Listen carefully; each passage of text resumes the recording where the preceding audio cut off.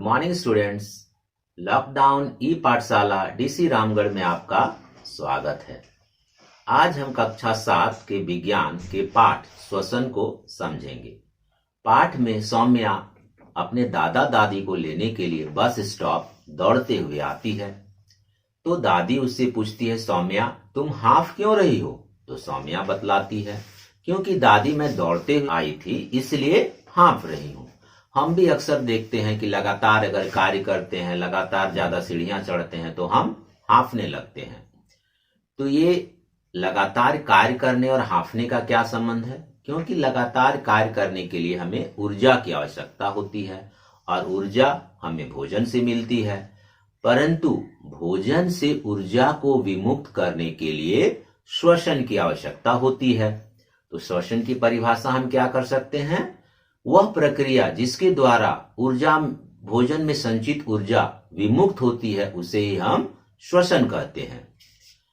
अब देखते हैं, संपूर्ण श्वसन क्रिया को दो प्रमुख भागों में बांटा गया है। कितने भागों में बांटा गया है? श्वसन क्रिया को दो प्रमुख भागों में बांटा गया है। पहला बाह्य श्वसन एक्सटर्नल रेस्पिरेशन और दूसरा अंतः श्वसन इंटरनल रेस्पिरेशन।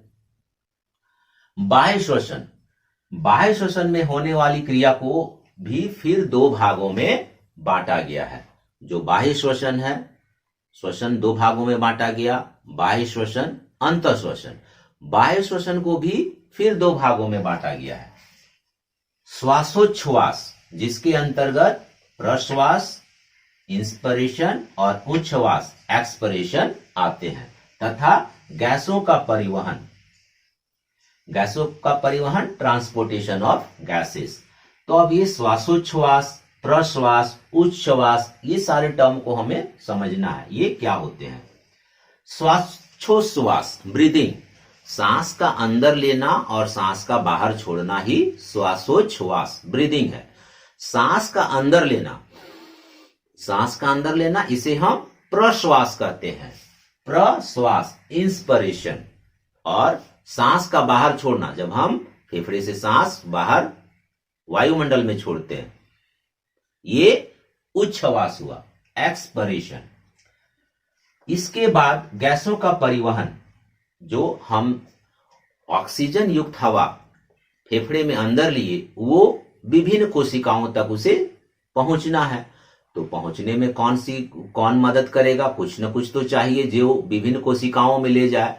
तो ये लाल रक्त कोशिकाएं इसमें मदद करती हैं।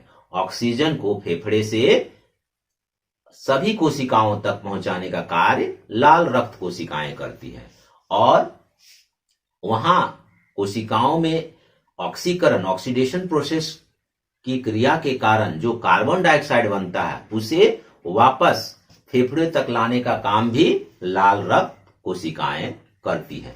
तो ये होता है गैसों का परिवहन, ट्रांसपोर्टेशन ऑफ गैसेस। यहां हम याद रखेंगे कि श्वासोच्छ्वास, प्रश्वास सांस अंदर लेने, उच्छ्वास सांस बाहर छोड़ने, और गैसों का परिवहन भी बाह्य श्वसन का ही हिस्सा है। अब आते हैं अंतः श्वसन, इंटरनल रेस्पिरेशन। अंतः श्वसन, क्योंकि ये कोशिका के अंदर होता है, इसलिए इसे सेलुलर रेस्पिरेशन या कोशिकीय श्वसन भी कहते हैं। अंतः श्वसन में क्या होता है?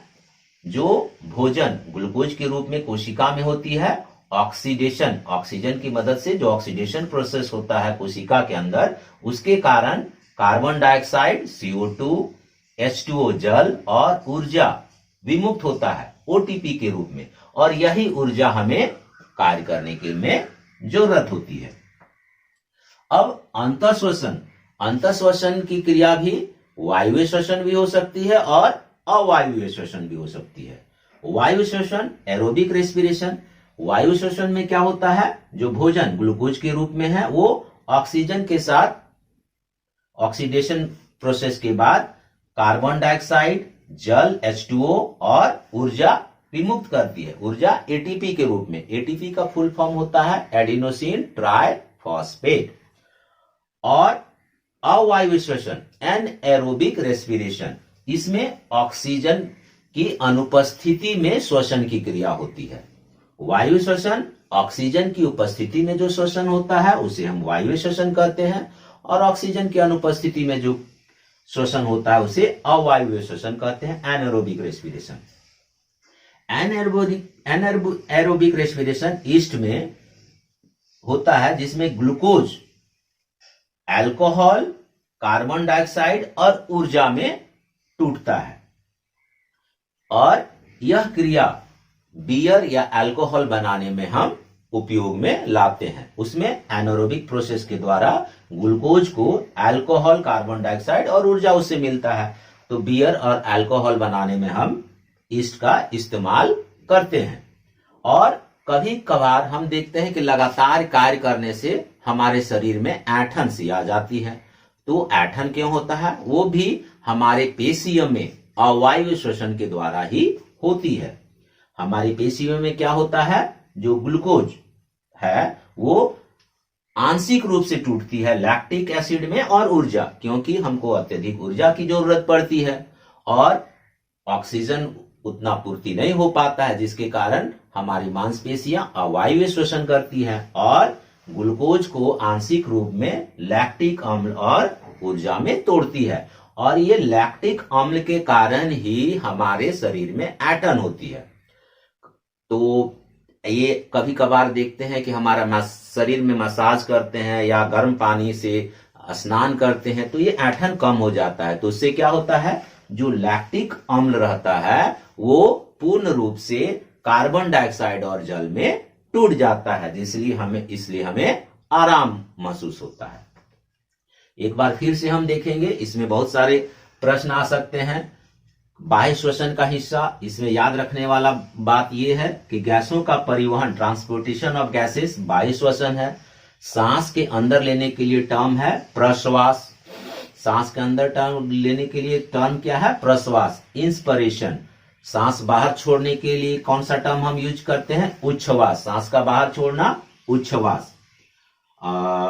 वायु श्वसन, वायु श्वसन जो ऑक्सीजन की उपस्थिति में होती है उसमें क्या क्या निर्माण होता है, तो कार्बन डाइऑक्साइड, जल और ऊर्जा एटीपी के रूप में विमुक्त होती है। अवायु श्वसन ईस्ट में क्या क्या निर्माण होता है, तो अल्कोहल, कार्बन डाइऑक्साइड और ऊर्जा का निर्माण होता है। हमारे मांसपेशियों में अवायु श्वसन के कारण क्या निर्माण होता है, तो लैक्टिक अम्ल और ऊर्जा। उम्मीद है यहां तक आप सब समझ गए होंगे। अगले वीडियो में हम